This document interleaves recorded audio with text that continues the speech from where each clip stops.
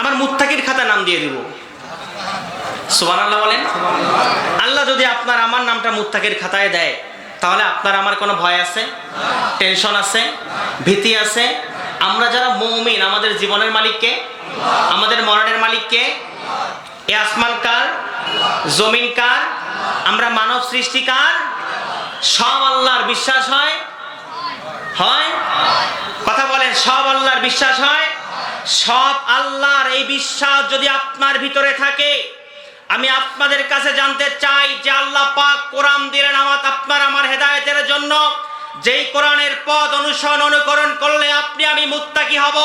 আজকে 90% মুসলমানের দেশ বাংলাদেশ। এই বাংলাদেশের মধ্যে মুসলিম ঘরে জন্ম নেওয়া কিছু মানুষেরা মুসলমান পরিচয় লালন করে, কিন্তু এই জমিন যার, আইন চলবে তার, এই টেন্ডেন্সি তারা বাস্তবায়ন করতে চায় না। ঠিক কিনা বলেন?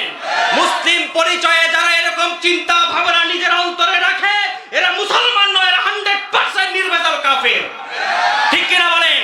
যেই মাসালায় কাদিয়ানি কাফের হতে পারে, কোরআনকে আপনার আমার জীবনের গাইডলাইন সংবিধান মানবে না যারা, মুসলিম পরিচয় তাদের ভিতরে থাকতে পারে, অতএব এরা মুসলমান নয়, এরা কাফের ছাড়া কিছুই হতে পারে না। আমরা মুসলমান, আমরা এই দেশ শাহজালালের দেশ, এই দেশ শাহপরানের দেশ, এই দেশ খান জাহান আলী শরীয়তুল্লাহ তিতুমীরের দেশ, এই দেশ আল্লামা সাঈদীর দেশ। 90% মুসলমানের এই জমিনের মধ্যে ইতোপূর্বে সব দেখা শেষ, আগামীতে আল কোরআনের বাংলাদেশ।